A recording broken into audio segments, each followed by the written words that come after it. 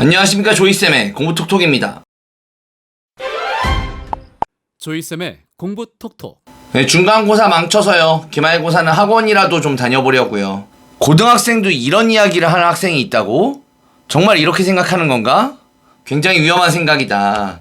오늘의 조이쌤의 공부톡톡, 내신 기간에만 학원 보내면 안 되는 이유 제2편 고등학생 편 지금 시작합니다.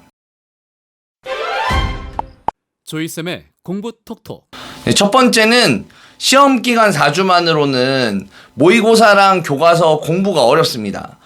보통 고등학교에서 고등학교 교과서뿐만 아니라 이제 모의고사, 고등학교 학생들이 보는 모의고사까지 전부 시험 범위에 들어갑니다. 뭐 1학년이면 1학년 모의고사, 2학년이면 2학년 모의고사 들어가죠. 최소 2개 단원에서 아니면 많으면 4개 단원까지 들어가거든요. 2개에서 4개까지. 그리고 모의고사의 경우 좀 적게 넣으면 1개 정도 연계를 하는데 많이 넣는 학교는 2개. 진짜 최악의 경우는 3개까지도 연계를 시켜요. 이렇게 되면 한 시험에서 고등학생들이 공부해야 될 문장 수 최소 250문장 정도. 그리고 최악의 경우는 400문장 정도의 문장을 한 시험 범위에 공부하게 됩니다. 이 문장을 4주 동안 선생님이 수업을 해주고 이 학생들이 문장 공부하고 필요하면 외우고 이제 문제 풀고 맞춰보고 하고 간다고 생각하시면 됩니다. 그런데 이게 최소 250, 최대 400이면 한 주에 60에서 70문장 정도, 최대는 100문장 정도까지 수업을 해주는 거죠. 한 주에. 학원의 순수한 수업 시간 와가지고 뭐 단어 시험 보고 뭐 본문 암기 시험 보고 이런 거 다 빼고 순수한 그 학생만 보는 시간, 뭐 다른 학교 학생들 먼저 보고 그 다음에 너 봐줄게 이런 거 다 빼고 그 학생만 보는 시간이 2시간이라고 치면 이거 많이 봐준 거예요. 그러면 2분의 한 문장이죠. 2분의 한 문장씩을 봐야 됩니다. 최악의 경우 1분의 한 문장을 봐야 됩니다. 이렇게 되면 고등학교 내신 수업은 학생이 너 왜 이거 이해 못하냐 하고 이해해 줄 때까지 기다리면서 반복해 줄 수가 없어요. 그럴 수가 없고 빨리 해석해주고 이거 이런 뜻이야 알았지? 여기 이거 이런 문법이에요. 관계대명사야.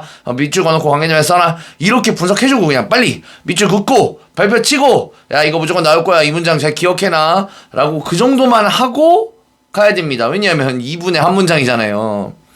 그러니 시험 기간에 미리 오셔가지고 시험 기간이 되기 전에 미리 오셔서 모의고사의 경우는 미리 좀 자기가 풀어보고 틀린 문제 선생님 왜 이게 답이 3번이에요 물어도 보시고 그리고 문법 내용도 마찬가지입니다. 학교 시험 범위에 들어가는 문법 내용도 평소에 공부 좀 해보시고 학교의 내신 대비가 좀 더 수월하게 진행되도록 선생님한테 질문도 하시고 하셔야 되는 겁니다. 조이쌤의 공부톡톡. 그래서 얘가 250문장 혹은 400문장이나 되는 그 많은 문장을 다 수업하고 다 공부하고 심지어 다 외웠어요. 그러면 100점이 나오냐? 안 나옵니다. 왜 안 나오냐? 대부분의 학교에서 모의고사 지문과 학교 교과서에서 문법상 틀린 부분을 찾아라 하는 문제를 이런 문제 내는데 문장을 그대로 내주면 암기한 학생이면 맞추겠죠. 하지만 문제를 그대로 출제하는 것이 아니라 문법 요소를 바꿔서 출제합니다. 바꿨는데 맞추는 것도 있고 바꿔서 틀리는 것도 있고 막 천차만별입니다. 그러려면 이 문제를 맞추려면 어떻게 되냐? 범위를 초월하는 폭넓은 문법 지식이 있어야만 풀 수가 있다는 것이죠.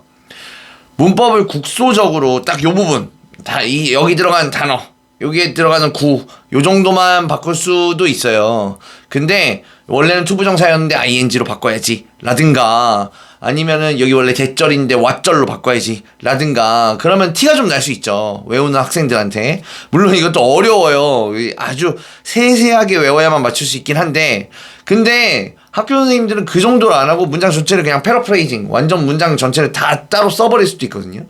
어떤 고등학교는 이게 수준이 높은 고등학교일수록 문장의 도입부 자체를 그냥 바꿔버려요. 내용은 똑같은데 선생님 다시 써놓은 거예요. 문장 뭐 단어 좀 바꾸고 학생이 손도 나죠. 나 외운 거랑 좀 다른가? 이렇게 되니까 문법적으로 이 문제 맞추려면 어떻게 돼야겠어요? 상당한 완성도가 필요합니다. 폭넓게 알고 있어야 맞출 수 있어요.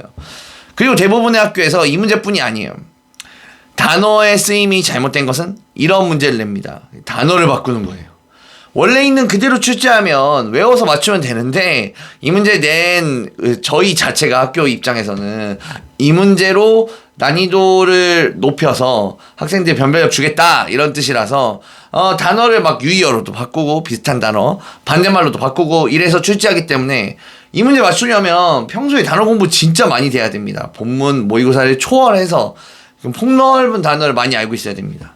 그래서 시험 기간에만 4주 동안 막 교과서 본문 달달달 외우고 교과서 문법 오케이 됐어 이런다고 해서 문제를 맞출 수 있지 않고 고등학교 수준의 수많은 단어들과 고등학교 수준의 수많은 문법들을 폭넓게 알고 계셔야만 문제를 풀 수가 있습니다. 조이쌤의 공부 톡톡. 이제 한마디로 말씀드려보자면 중학교 내신이 마인드다라고 생각하면 고등학교 내신은 양입니다. 양이 엄청 많아요. 공부할 양이 엄청 많아서 미리미리 준비를 다 해두셔야 됩니다. 물론 고등학교 학생들 중에도 시험 기간에만 잠깐 등록해가지고 좋은 점수를 받으시는 분들이 있어요. 근데 그런 분들은 그냥 혼자 문장 암기도 좀 되고 문법 암기도 거의 되고 그래서 학원 선생님한테 기출문제, 예상문제 이런 거 좀 뽑아주면 그것 좀 받아서 풀고 질문할 것도 거의 없어요. 이 친구들은 불안해서 온 거예요. 이런 친구들이라면 학원에서 자료 정도만 받아도 충분하죠. 하지만 대부분은 이런 학생이 아니잖아요. 그래서 문장 암기에 대해서도 되게 민감하실 것 같아서 문장 암기 꼭 해야 되냐 말씀드려보자면 고등학교 시험에서 250문장, 400문장 뭐 이러는데 암기를 왜 시키냐. 학원을 내가 보낸 이유가 뭐냐. 나올 만한 문제 쪽집게처럼 콕콕 집어주기만 하면 되지. 애들 왜 밤낮 없이 암기만 시키냐. 이게 제가 실제로 고등학교 학원에서 아버님한테 전화로 들은 이야기거든요. 근데 이거 왜 시키냐. 학원에서 시키는 암기가 문장의 첫 줄부터 사도신경, 주기도문 이런 거 외우듯이 자, 첫 줄부터 시작 이게 아니고 해석도 써줘요. 한글말로 써주고 주요 단어도 좀 배치해줘요. 그래서 영작을 해보라고 하는 거거든요. 그러니까 기본적인 해석 능력이나 단어가 확보되어 있으면 굳이 달달달 외우지 않아도 몇 번 읽어보면 얼추 비슷하게 씁니다. 아, 이때 이런 단어였구나. 난 코우주인 줄 알았는데 리절트인이네. 요 정도만 교정해 보라는 거죠. 그런데 그 친구가 왜 밤낮 없이 암기만 하고 있었냐면 이 친구는 기본적 해석 능력, 단어 암기, 문법적 역량이 부족했기 때문이고 사실 대부분이 그렇습니다. 고등학교 책은 중학교 책과 매우 다르거든요. 책이 어려워요. 그리고 모의고사도 굉장히 어렵죠. 해석이 잘 되지 않아요. 그러니까 4주 동안 이런 해석 능력, 문법적 역량, 단어 암기 이런 것들 다 키워주기가 어렵잖아요. 향상시키기가 어렵기 때문에 학원에서는 이 친구가 실력이 부족한 걸 압니다. 근데 실력대로 점수 나오면 아버님 어머님 싫어할 거 아닙니까? 그래서 실력이 없어도 문제를 맞출 수 있도록 암기를 시켜주는 겁니다. 그래서 외워서라도 맞출 수 있는 문제를 맞추려고. 만약에 사실은 이런 학생들도 제가 다 찝어줘요. 이런 문제 나온다. 근데 별 의미는 없습니다. 왜냐면 한 문제 더 맞추는 거니까. 기본 실력이 없는 학생들에게 나올 만한 문제 막 찝어줬어요. 뭐 그 문제 이해하기도 어려워요, 사실. 근데 그걸 조금 변형하면 틀리게 되는 거죠. 그렇죠? 근데 그 문제 맞췄다고 칩시다. 그래도 다른 문제 틀리는 게 되게 많잖아요. 기본적인 답은 문제들이 많이 틀리니까. 실력이 안 된단 말이죠. 그래서 아무쪼록 이제 내신 준비하는 학생들은 암기는 좀 피할 수 없다. 그렇지만 완전히 막, 연불 외듯이 그렇게 외우는 건 아니고 내가 본문에 익숙해져 가는 과정이다 라고 생각하시고 준비하시면 좋겠고 내신 준비하는 고등학생들에게 큰 도움이 되었기를 바랍니다. 지금까지 조이쌤의 공부톡톡이었습니다. 좋아요와 구독. 땡큐 땡큐.